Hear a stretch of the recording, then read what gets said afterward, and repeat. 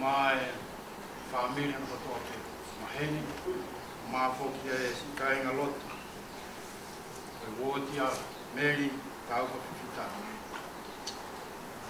tau ka fita ka to apege tau tamai ko hevani o ia kana ka ko ki ne ha ta pekina ki tau toru ake mu ui la vai ke tau hen fata tau mata i ai e ngai palani whaka ofa e tau tamai whai ka tau toru i ngai a koene. So ne toko atu ai e tamai, e kui, a whai tangata, me mui koe ni, whoki atu, lawa e ngā oena ni whakahaupu e mui koe. Ko ia e oku tau ki hen whakataha pia mo i tangatai ki Pisope, Pisope a Kolot, ko ia une mau mawhai ki te tatu whakahangani. E te ako whamiri, neri tau whakitai o tino. Ko ia i te tau whawhewhia e whahiwa, kai tihi, e ne tataki ma ki tau tolo e kimi taha walu, hau ka inga oe mana wahe. E a kahiri ko ia, whawhewhia se taita a kau ke ne hoko e kua lotu ki tau tolo, e tau tolo hoko te pemea.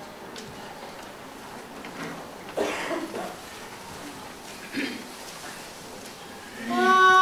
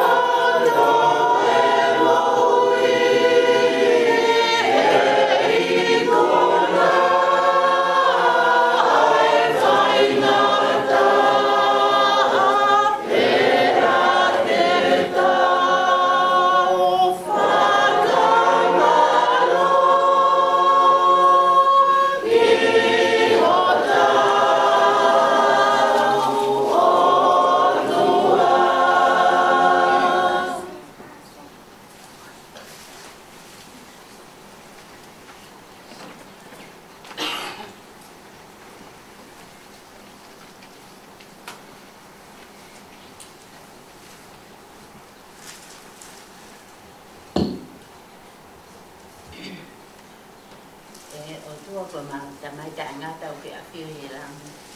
O ma ho nga ia ko fai nga male fa fo ofa la ke fa ta ta mai ki ma to ke lo ma lo nu ke ma lo fale ke ma fai fa apa fa osi ki ta mai ka ko i pui ka ko i foha pe ko i tuonga ane ke te ma to ko to pe ai fa nao ka ma ai fa mo to fa fine kai pe he ke wi to mo ki na to ko to pe o ma mai ka nga ofa i ma le fale o mau nga ia ke mau whakamalo ko hinga ko i tai loloa na ke tuku mai tamai ko ni ke mau wheo ki i mo uini. Pea hoko ene ngahi tāsi pinga ko ngahi me aia ke mau wako ai mo mau molo molo mui wa e ai. E ngai lelei ko toa pe na elang ke ne hinoi i mo whakahino hinoi a ki mau toru ke ngahi mea o ke whinangalo mai ke mau whakahoko ke mau wiku o lelei whafoi tui tui kaya mau ngai family ko.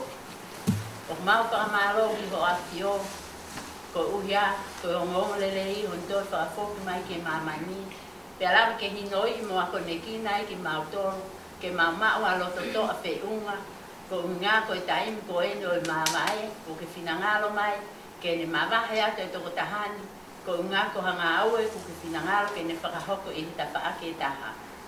O mau kore ki o afio i loto maulalo mo oni ko alo o wha pe mo ho merino ke no ko ia i he wito ka ko e wha e ki family ke ne mau alo to toa ke ne matatari ai ui ma oni ku finangalo ki pahu ko ke te mau ko family o mau kore ki o afio ke ta pekina i whanau ke na mau halo toto a whiunga ko ngā ko e taimi whai ngata a ko e ni ke whinangalo ke whoki atu ai tamai ko e ni ki hoa whioanga toko ni ki nau toro ke nau mau halo toto a mo halo te mau lalo pa ke nau ngau e whakataha o whakatatao mo whinangalo e toko tahani mau kore ke tāwhiki na ki nau toro ko toa pe ai kai ngā aahi ka mai kai ngā roto mo ki nau toro ko toa pe ku nau whakafot mai i he ofa kia teki mau toro, ke whakaau kia teki nau toro e mau loto honga ia, ko unga ko ngai whelau lau o nau taimi ka nau lawa mai ki heni, ke mau whakamawai mo i tamai ko e ni. Mau kore whamole mole ka mau ngahi tono no i ngai taimi ko toa pe o mau whanonga i mamani ke whamole mole i whafoi tuitui a ki mau toro, ko i kore moruia ko mau whai i loto mau lalo, pa he wafa o alo ko sisuka laisi, amen.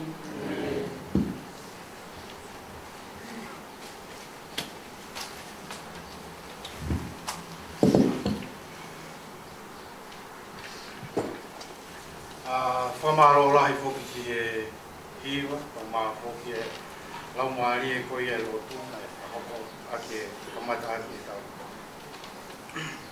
Whawhamiri e koi. Tau i heni e kainga, ko ia koe o meu. E ta whake i keiko toa peu, tau hake mi ai, tau kakuia i e ofa, i ngahi whetuke ke, tau kakau koe mi ai. Ofa mai ke toko tākoe. Te au tau omoi ko toa pe i e whiapini, ai mōre ake tō tāko. O hanga e Mary o Whatahataha'i, ai reunioni ko ni e ki tau tō. Au i kai ko reunioni o tau wanga mahene ki ai. O reunioni ene e ngahi lau maari e, nau hau be te mea. E ongo ko ngahi reunioni o ki tau a whahoko e ngai taimi lahi, e hau me mengi i haa ke ke, ngai whetu ke ke. E tau heni whakataha, te amoe tangata ko ni o tau mo, ka taha e whetu, na tau hake mea. O e whakahoko atu e tau polo kalama i e whiwhini, o milopeo ki ai ngai polo kalama o te kei mai te mei moi, e peheni anga e tau polo kalama, e hiri pepe au tangotu ki lalo, e whakawheni au rawao tōumi, e whakahoko ha lea mo ki tau tōru. Ia ka hiri pea lea e whahoko i awa kurumi, e tau whanongo rewa ki e hiwa, me himi ua whitu, whakapora mai a sisu, e tau hoko ati pe mea.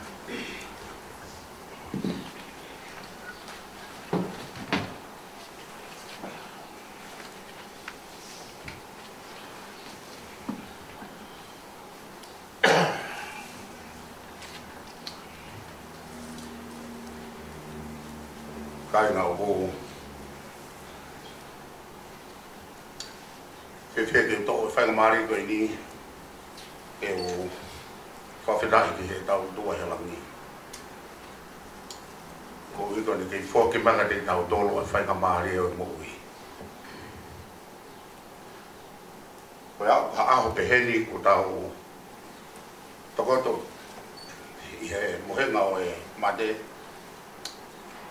koe ni osi e tau ngau i mamani. Au whawhiawhia koe e tau tamai he mani une whoki mai whainga maari koe ni ka ti tau. Ko kore ki o whatapu heni ki he sina beki au.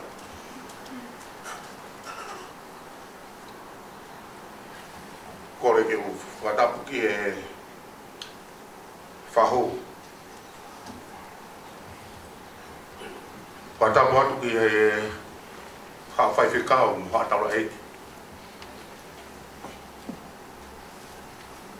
O kore ke o watu ai whatapu ki he uitou. Pea tapu whoki pia mo e whanau ma whakapapu na ho eiki. Tau kātoa i he whiawhi koe ni koe tau whakawhi au whakaosi pia mo e a mai koe. Meri tau whawhiwhika. Ka inga koe ui kai koe mo menit whaka whiawhia i ka te au.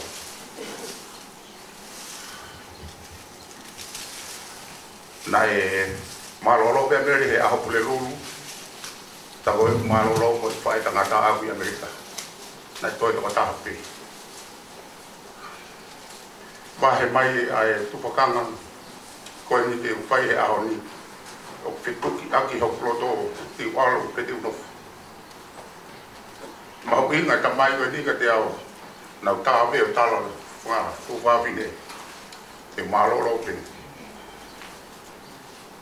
Ke vai a whama vai moi. E ka inga te whai ha ki poupou ma tau tolu e whiwhini. O kai ko poupou te whai ko whai ake hapu whakaukau. Mo haku poto te mo haku loto. Ki tau whai mea koe na whekau e he o tua ki haa isileri i he kunga mua. Na ne hanga tataki e tau nahi tamai i mua i he aho, i he pou ao. Ta koe pou uri, na ne taki ki nau tolu aga pou wafu. Ki nau mamangi a me tau whoronga. Hau ki he ngai aho e kau palo whitau. Talangi e he o tuwa ke kau palo whitau. Tala ki hau kakai, ka nau ka whakataha. Tō ai wholofola, e ku wholofola. Lau ka teki nau tolu. Ki whakamanatu i ka teki nau tolu, e ku wholofola. He wiai ai ni hia ku nau ki mawahe nau tolu ia. Ta koe ia te u whai mea e ku toko ni mak nau tolu i he kawhini. Ne mea ku o mai me wholofola. Ko loto ke lau mua mak nau tolu. Ko kore ke toko tau ni ke te hanga lau mua mak nau tolu. Koe mea nai tohi e tohi koe ia. E ngasa me. Ke tau whanongo mua ki ai.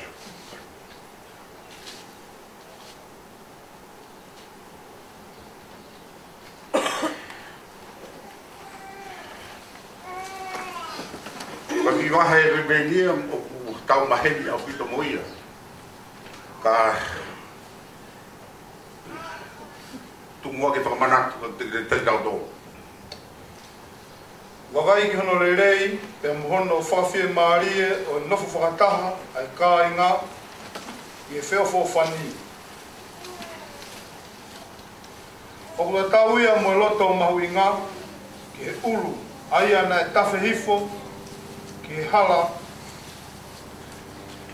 kawa io ko he hala kawa o elone e alu hifo ia ki he kapa o hono ngahi kofu. O hange ko he hahau o he hea moni e hange ko he hahau na e tō ki he ngahi mo ngā o saione. e nai whekauia ai e Sihova ai monu ia io koe mo ui kaimata. Malo. Kaina. Koe lea mamawhai ai o tua. Lau e wholofola ke kakai pe tuku he te urea ai kia te kinau tō.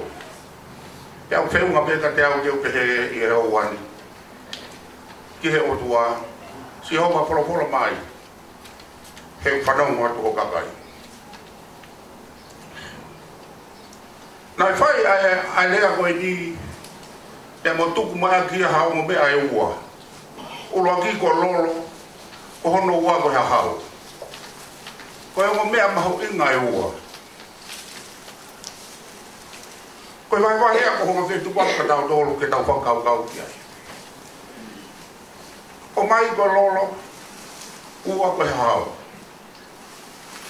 Ko e parau me sieni ai o tuana ne whai e ne hanga o mai ke he whanau a Israeli talo mei mu pa e au ngā taanga ko ene palo mesi ia ka pau te mou whai eni ana mo ki hono wharea wakai ki hono lelei mea whakawhiawhia mo wakai ki hono lelei mo whakawhia maari e o wikai ke iaha me ai ai whakaawho whataha ki he whofonga o tua tai ha mai ka koe nofo whewho whani a tainga.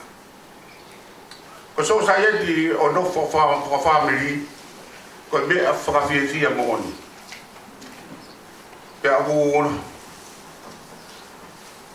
iai mea ngahi mea ke ka koe uhi ngā whoki koe tau nofo maa wahala he.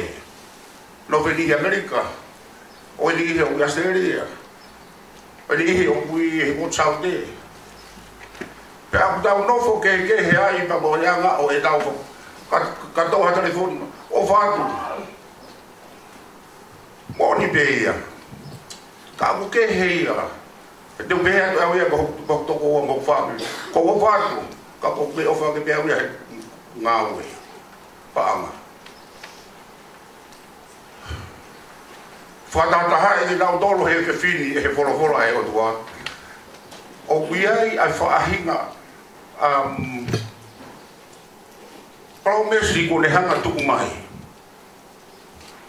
Ka pau te mou nofo i he of whani pa mo fia te uhanga o whakaoha mai a ngahi tāpua ki.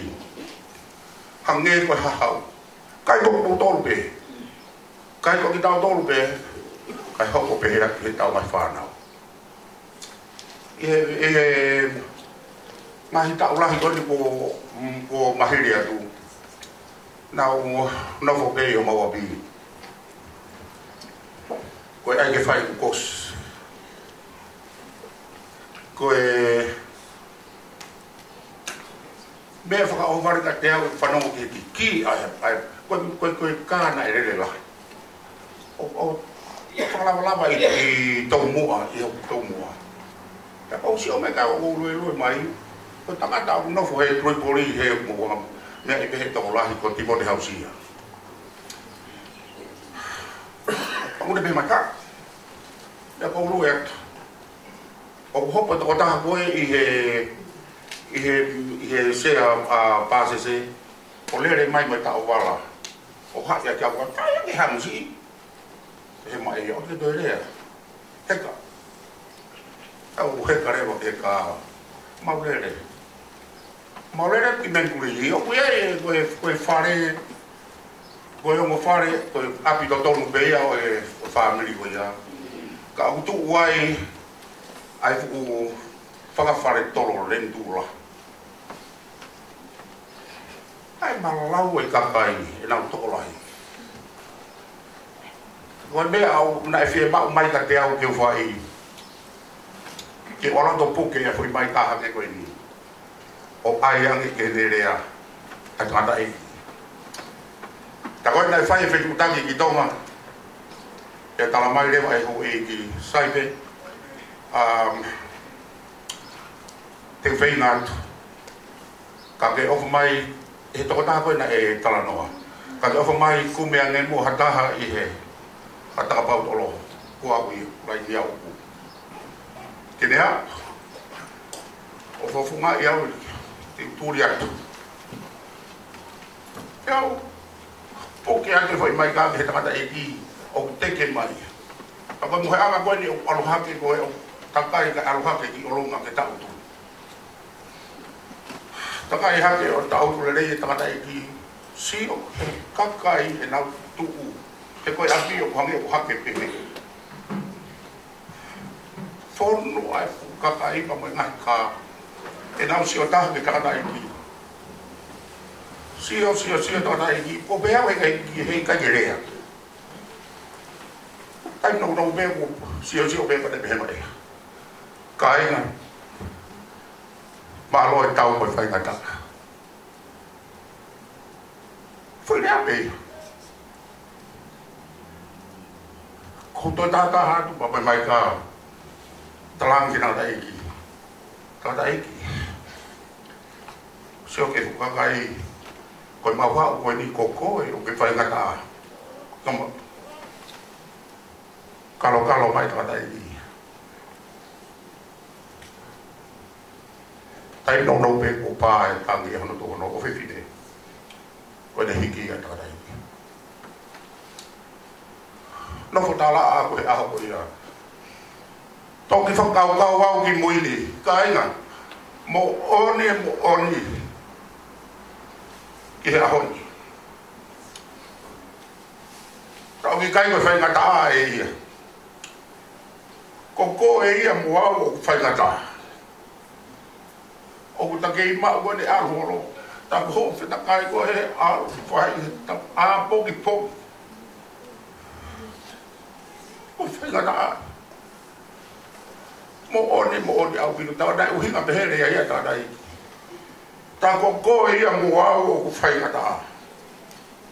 Ka koe haa me arene ki hanga o mai aki. Ke ofi aki. O kata hoko ha aho pehe ka te tau tolu. Tau nofo. I he unity ko ia o e family. I he ofo o family ka mo fi. Rau nge mo a tohi ki na ofo a taha pia po pesi ko ni aini na e. So mormore ke lau ia ki mo a e. Pesi ku na ofo a taha pia po pesi ko ni na e. Na e fili. Na e tohi hanga tonu pea na e toko ia. Me ke tō wholo hanga tōnu pē, ai alo o tua. Ai nai tō hia he kosperi koe asione.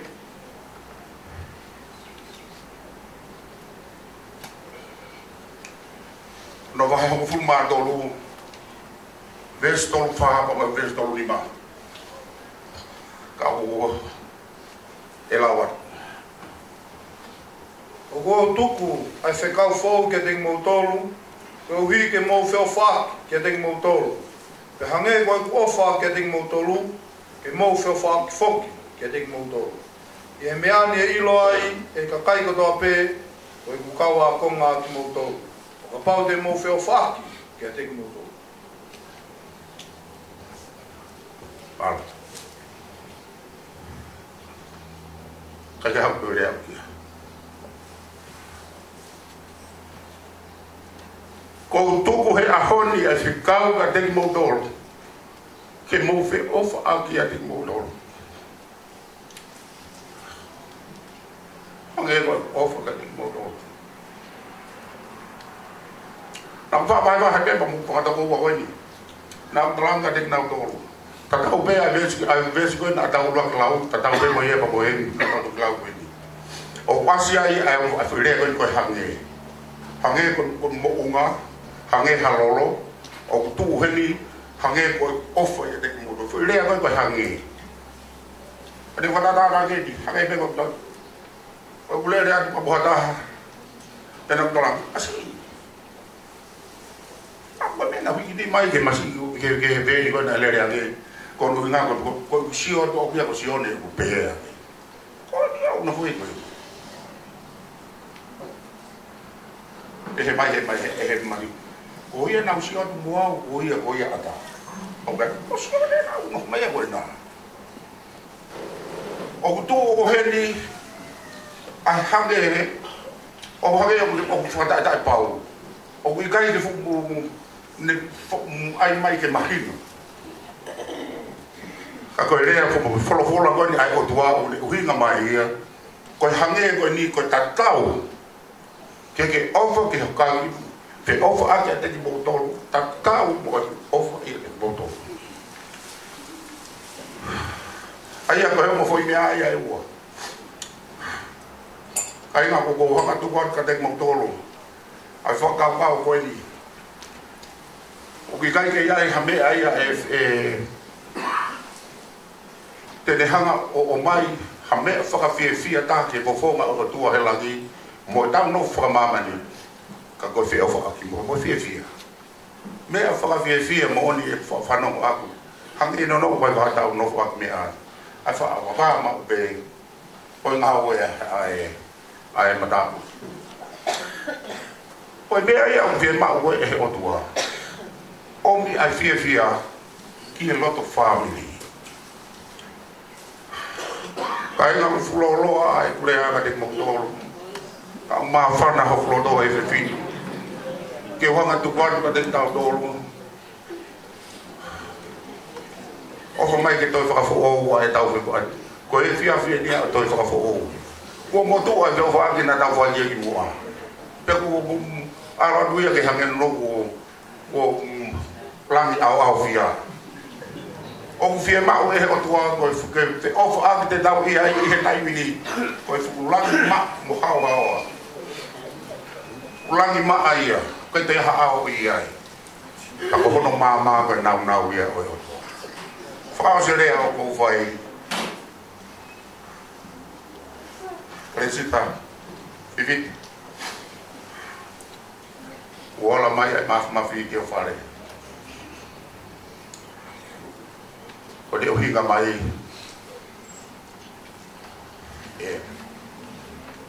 te ko na ne anga afio ko falala anga pe ka ko de ohinga mai ona ke te falala ke ta ko ya ko ta pe ya falala na ne palo mesi mai te waru ai tuku mai ha fetongi ko fetongi o tua ia pe ko ta ia te hanga o fa fie mari ko mo wat kategoria doma loro tonga a ho no fo ia mama i pange goia na tohi ko aho ke fie ko aho ke mama ko aho ke mau ko aho ke more ko ko to ai aho au o vang fata nge o tua ke ne hanga o mi ka te tau dolu a fe o vaki o mo fa fie ko folo ia ai o toa ka te tau dolu i he te pili e o fai e rea koe ni e loto mauraro mo ani e hua fa peo e alo ai e ko sisu klaisi amen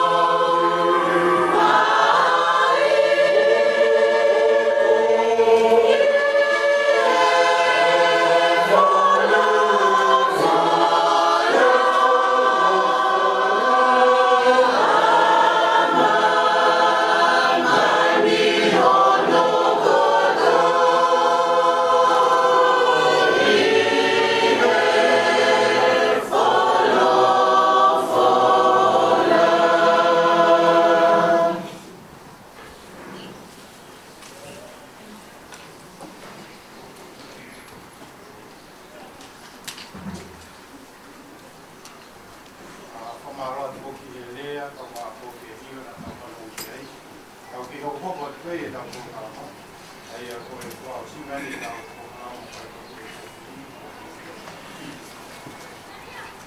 Mary tau ai a ko spel tau ka no e ro ne ku ko ha ko ia ka pas e tau si ko ma uia e mi to vital ka ai ma ko la na ko ni ku te va vende ko ni ko ki já está mais e vamos saber nós aí tá o piloto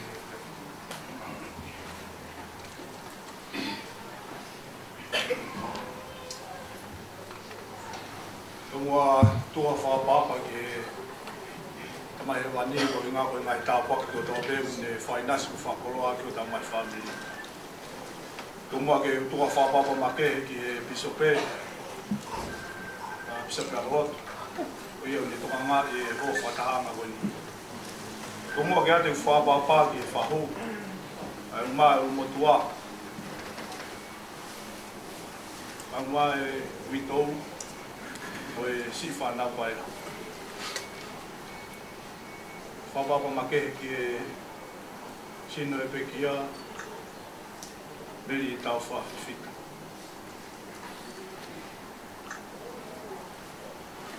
Ate whapapa ka standing ngani. E kainga e hange hakumisi e kamutu I moani te taimi nai hua e whai wā himi ua ki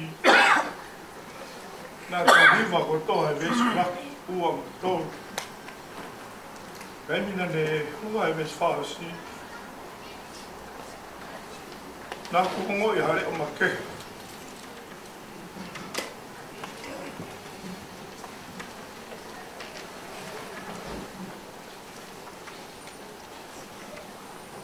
nā kukongo I reo me liu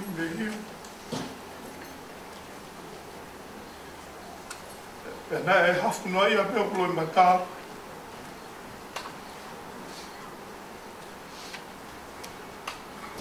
e ko tangata loto tō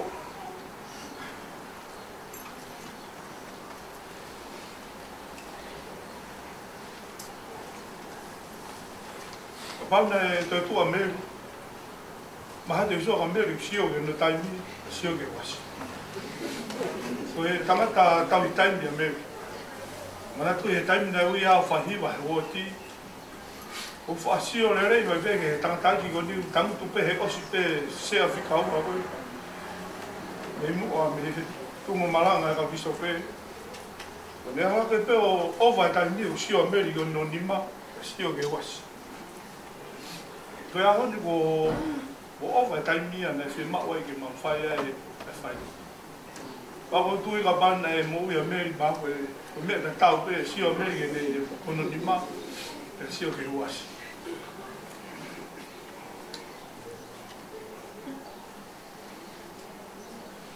I e ui kosi, weekend, na maurere atu mo e maukiku. O tangata aike na sea he kurupu koia na maukotu. O inga peko e riha se niti ko I seo whaki ko maungai whamiri e Christmas.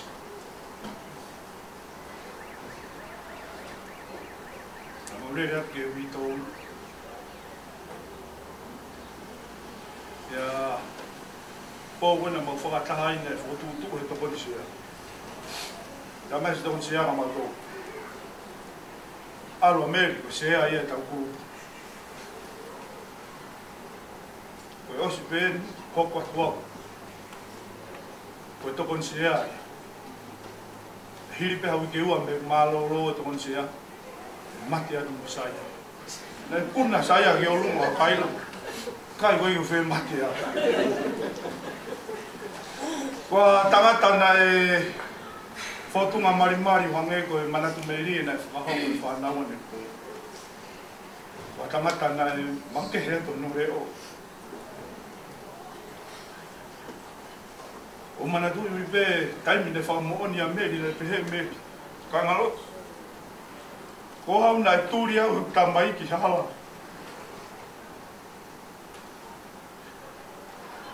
Ko hinga ko whiri ke alu. ngau e whawhaiwhika.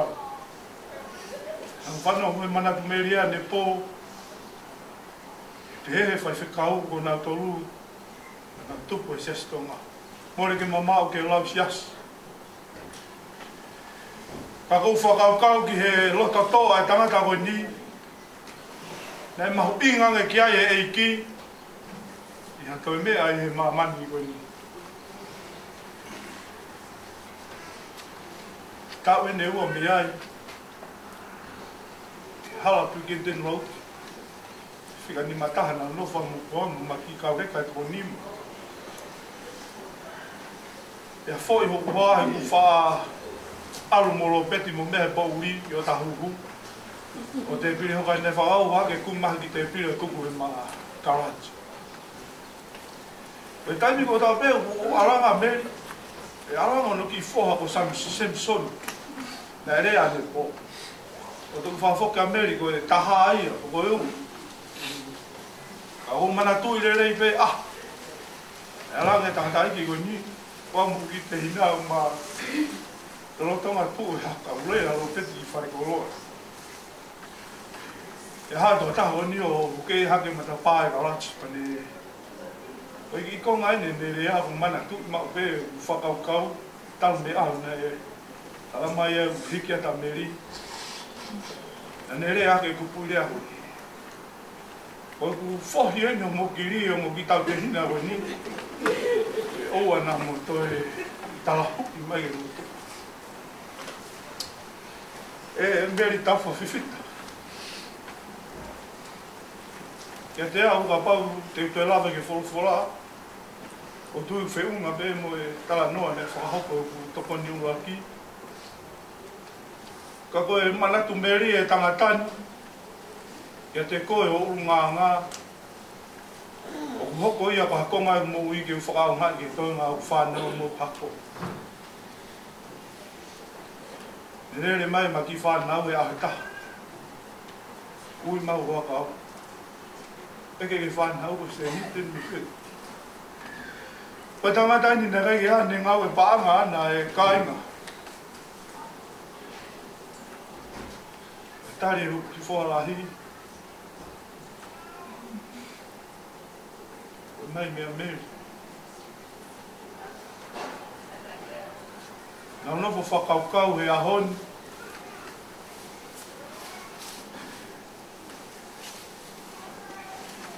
E urunganga meri. A tangata nei anga whakamatuatu. Pea ka pau e wheohi mo e whanau. E anga whakaueka.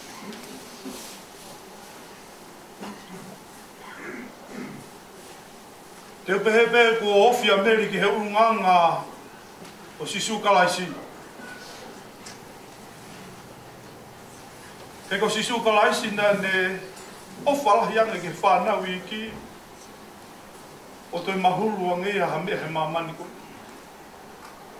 Whanonga ne pō ki he manhatu memi e. Ne whanau na ke mo tangata iki wani.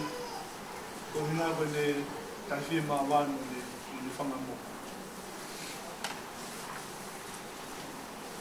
Ku ke ua pe mata meri, tari a meri marau toi whasa pate ta mai meri. Wai ka tangata haini muna u aro tau tai, tau mata. Na u hau pe ko i peke na whakaukau ki e onga ki matai. Ko si ilo pe meri ko au pe moro peti ma aro tau mata. O maua meri e ose kalasiko tanga meri, pe mari, pe waraki o ato a ki matai ka ki o. Le urere atu e ose pe a haua mi ai ki a meri, ilo ki ai si whokotoa meri e whaingata. E ka inga ko nofo whakaukau ki he whamoni nai whai e meri, e pehe meri na tūria ki api, me api.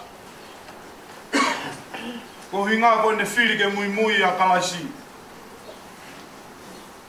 Ka nofo whakaukau.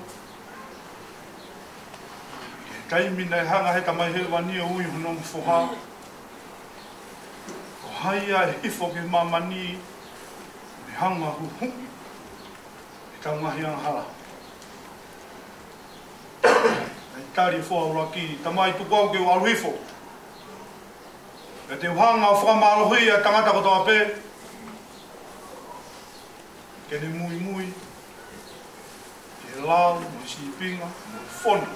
Na ke tuku he mamana. Te ka hiri ko ia. Te ufoki hake.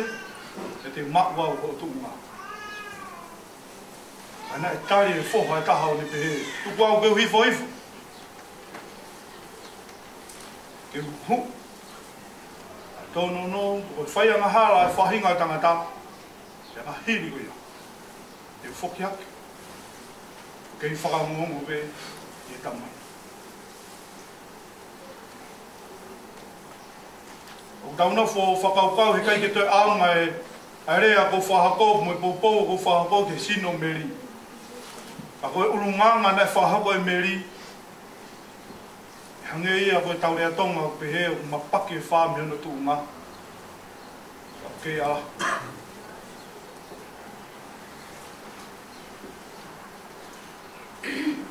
O pehe ki mo whiri a honi ko hae te mo tauhi.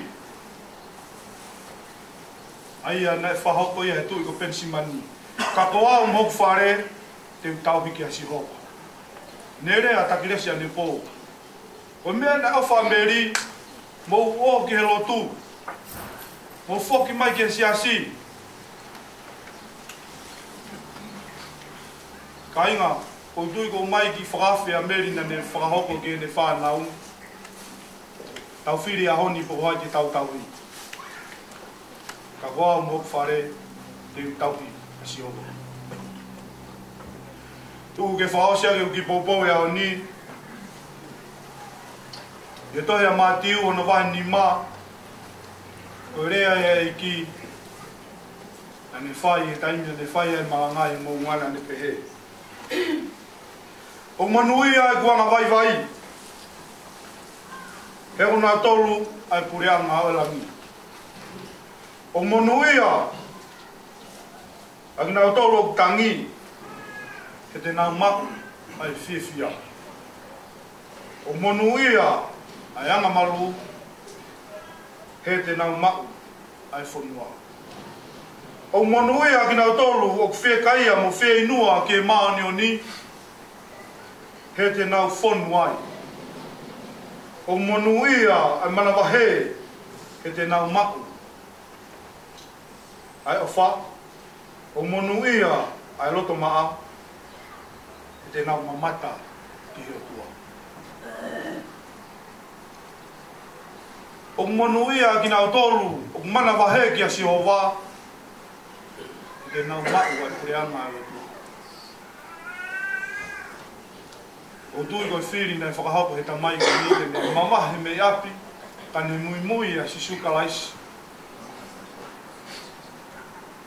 Te hui loto peke a te koe, ke lawa o iaki api. Ka ke mui e si sukalaisi. Io, te tau mate ko toa pēi a tama, te tau toi tūri a si sukalaisi. E ko ia ai fuafua, te o tuu ke mamani koni. O whamoni atu ka te ki tau toro i kāinga ahni mo kāinga no. O pau ki toi tū e tangata ko toa pē. Hange ko ia nei tohi e tohi a whakaha. E wholahi a ngahi tohi. E whakamau i a tangata ko toa pē o whakatatau. O ni ngā ui e mamani. Tū mua ke toi whakaunga atu aki e whakamooni nei whahoko e palofita o ala mā. Ko e konga pēni ke tangata ke teu teu ke whiloa ke motoa. Pea ka pau hei kai ke tau teu teu. Mahalo pe kai ki tau whenua aku mea tua.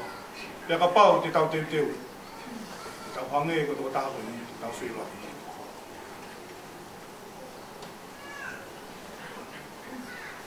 Ia tū si te, e whetu take a ngā katarina. Ke urere mai kauno. Ke teu iu mea. Tani na hu mai ai ki he lok teu teu e whare mate. mamata atu ke tokoto e tātai ki wini. O kutu upeha no foha, la tahere o fota behe e waan me. Takles, o peke. E a whakahopo mau teu e toko taha koe ni. Os. Na mahua ki duku. Na whaianga ki whakakata koe ni e ka tangatāmu, rina, sita. A pāu nei kai ke mau te teu a meri na ki whaingata, te kanga mataere ke hūki tu.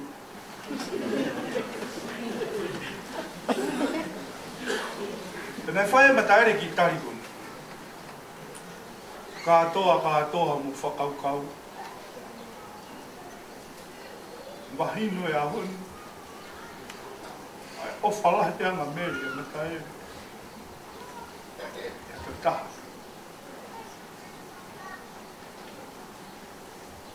Meri i tau whawhiwhita. O atu e kore whamore atu. Paristene e kolombe kaumatua e wati sani ha. A mau kai ke lawa whatongi ha.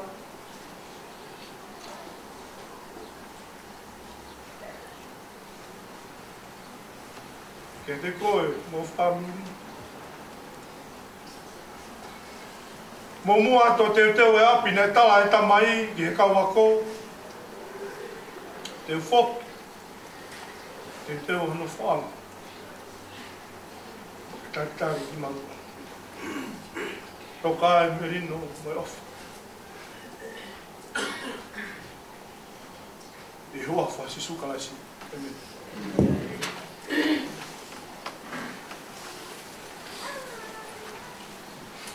E kai ngā ko, e kai ngā ko, tanga hatu o ngā i he whono whora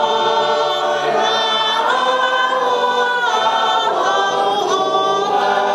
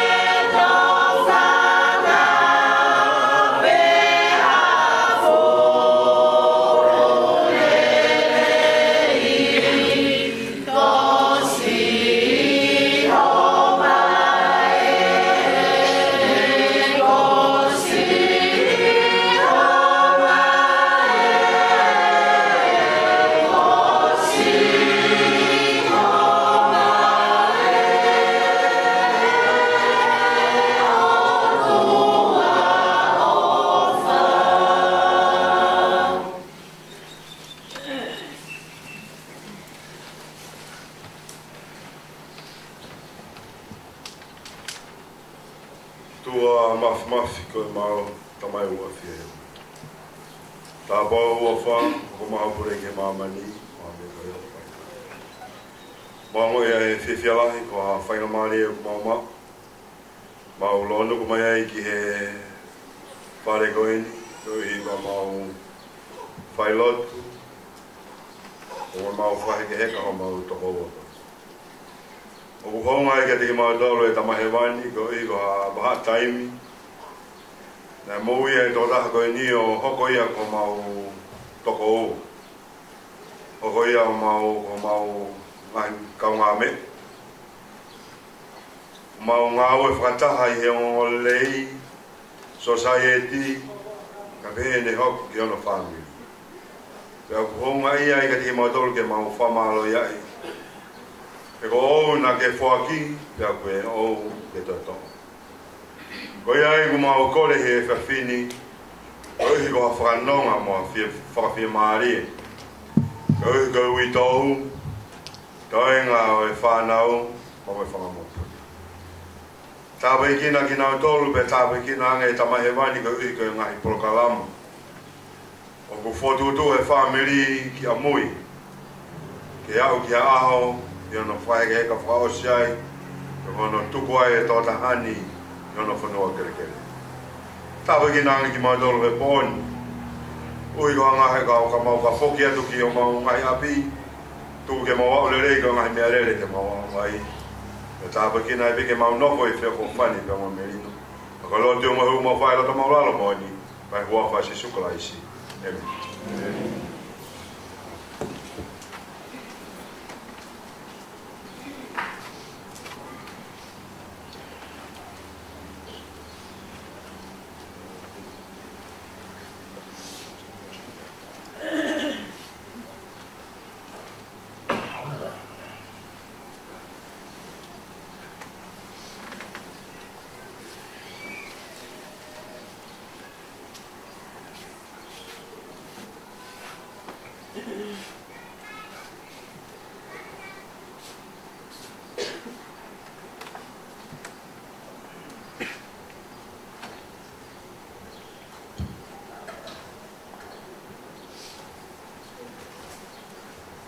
Toro.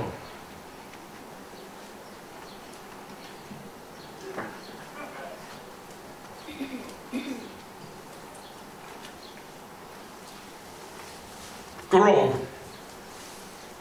E tō moa ke o hao atu hei. Toro. E tōku ke u tōhi poi. Toro. Kau whakau tō atu pehe. Tapu ki he tangata I ki pisape. Tapu ki hono tokoni. Tapu ki he kau tangata iki. Tapu ki he kau elta. Tapu ki he punake. Tapu ki he sias eki. O e pekia. Tahine whahu. Horo pe mua ho mea I tau mua.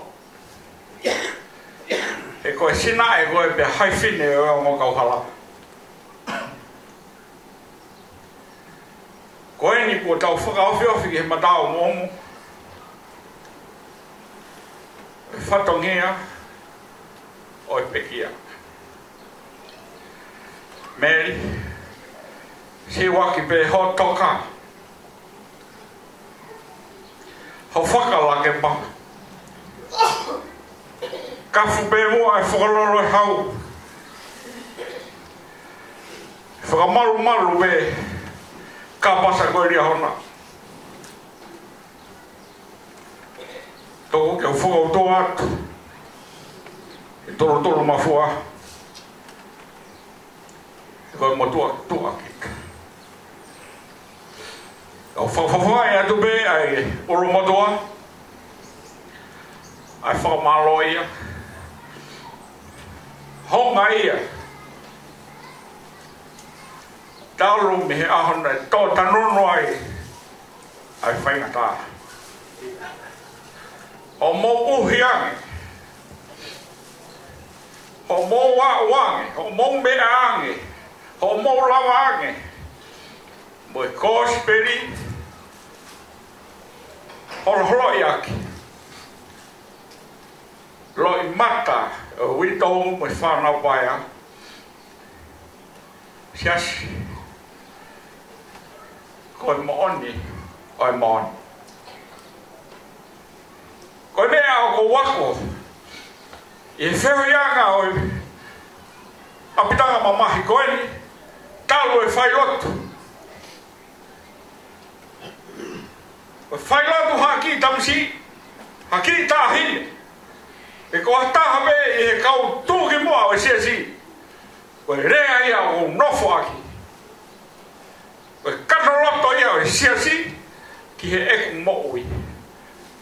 Whai ko tō mea rea pe koe popo, whakai kūpe.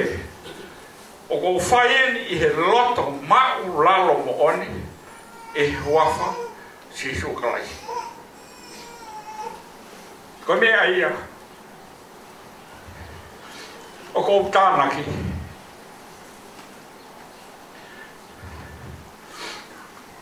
Ko lele horo hinga panga i hau,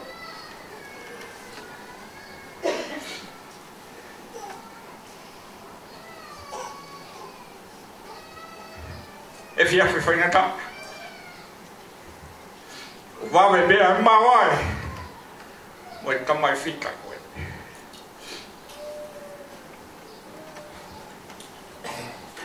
Me, kai pori beunga, o tū kau kaua, e family, kainga, o siasi, o tūku, hanga mau be o tū aki mau be, a kosperi, a siasi.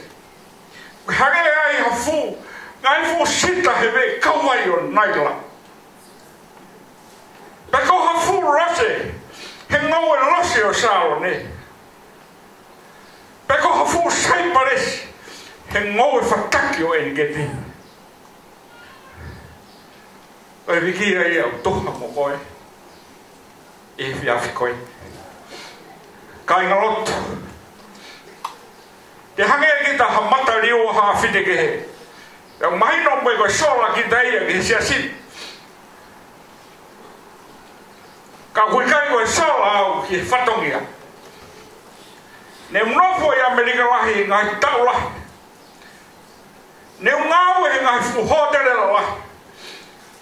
Na uhoko koe tangata patenta e ngai mea. Ka ne te ki ai pe ke ulawa ke umau haka mamalohi. E te umama hatapaka. O aku mai ke koe. Ako ni o mon. O uifo. E te whaiwhatongia. O toki tupe pe tupe. O ka pau e tongia pe taku e o pe he pe toki tupe. O toki whatongia pe whatongia. Ko mo ohi mai. Talu me he ka matanga. Ako whia lahi o hinga koe uromotua. O kage oilo pe koe ne kaha biso pe koe ne mamil. O keisi pe. Ka tākai whala pe ia ki mawhanga ki whima toa ko hoku ofe whi. Ka koe ia ni tala mai. Lore, e tō tawhaki pe. Whai pe a ta whatongia. Eo tani. Uromotua, e whai pe mea kotoa. Ka ia toinga hao aroa ki Australia. Pe tuku mai ki uhinga ki umanat me reka. Ka inga lotu. Na ia e tō taha he whumamaka o ku te kau ai. Na ne mau e tōma mau lunga mau siasi. Koe kātnai. O te kei hata pe he Oceania. Pe nai haere ai a tupongono mo koini na rasi. O mau aru ki lo. Alo e be, e ko pau ke awe au, ke uwhai e whatongia. Ko heka te ngai goa lahi taha pe e mo toa wendi. Alo horo he hae. Ne mawau ki loma, te waki a e whai goe whakanofo. Hao e whekau tala mai. Whia mau goe ki hea ngota mai. Pea waru atu. Goe a.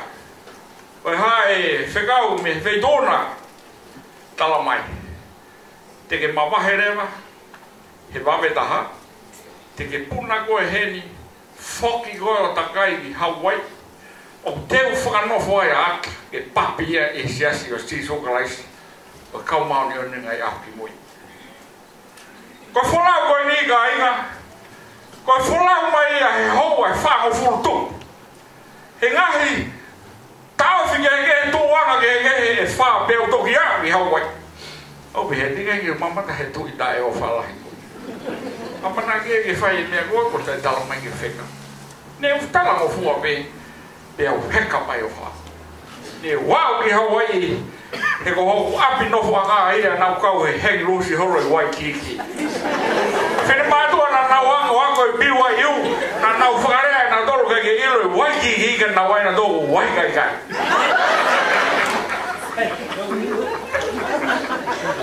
ne waru me o whenga o wiro wa o watu ki he tawaki koia wheitu koia o whai ai ai papi koia o ata e o wane pe matanga ko wa o motoa boaka na papi e hane wiki koe taha ko whaka meloi koia na whaka whi ao ke hau e koia rewa na si awe si poke awe rewa i hewa papi rewa a motoa boaka pe toku papi rewa ai pini nisi he ahawan na wa toi tawa do pe fai hoata sio mai e kita msi sio mai beo ilo longa beo ya ko poko to da be Hawaii o mai kita toa o be na ke lo kan ya hare te fo kame wi Hawaii to vi hai a fenga papi tonga mo kai la ka fi be o si goia ka me wi Hawaii ka ye ula ba rea ala mai ki tamasi koe ki piri nisi ki ho to mata hala mai ho goma to mata tala mai toa puno ke fa hata lot bishop ko yo mo tata o yo mo fa la mari ke te au haki tamasi tala mai be ko tamai mo fa e vai ne fa fu pare fa na una ho ya ani huri ori taka he tau te o hange ho nau fa puata ni ta repa me hanga oro o te ke na fonua na o ware mo wi he ki tamasi be o ne fai ai lo ne lotu ke ta mai he wani fa lo to la hi yang e ta mai o e ki boy si ene a mai e lau mai re o a mai he a wani o a mai ke te kaina kai te o e au e hak malo pe kai te uto e fiau ki he hawo tonga mo no fe kau na pau o si pe ko e le lotu tala mai ko me ke to gangi ai to tala kai ha me te to gangi ko fe fiau e lotu pe fai ma pa kai te uto tala o fe kau na pau ko alo ko ya ta mai e mo to bok koe ni wamana ke whai e service kon ai asiasi pia whai rewa o i kona e ai a koe ni osi koe ia pia nai mai rewa e ata ia a e ne sila ke te au kai hala moto poaka a pita mai e moto poaka kanang noho pe koe ia hene sayang e ho kua mai he kai ke pia neu whai mai e uhau ki nusilani o ko mana wahe kau ka whoki tonga e tengia kita ko hinga ko i foka hoko le le fatongia fai bebe walat tala mai lewa e na sika deu toa na hai se kau ke alu no foka fa morel ke feitun ne wa ki ai hanga e ki pirinisi o fai maloto pe more pe kau si o mai gandeau au sio atu pe motala he ko me be ta mai re bana nasi ko me ko to be me ta mai he wa fa feta fa malo pe ko mai no re wa ki ho ata mai ma mai no re wa ko ngai se kau ko to be ai eki o fa ko ye o kai ko ha mea fo weni kaina lotu. Ko au ko o hinga nau maua e tau moi benu ko hinga ko pea. Ko e tata iki ko ia ai te hina o lama ka i pea ko manu hekina. Ko hono ki foha mo muna lahi taha hono ai ko maile toi one toa. Tahiwa fitu ni ma. Ni unofo be foki, na unofo be abe we hala ke wako e fantogia ke wako e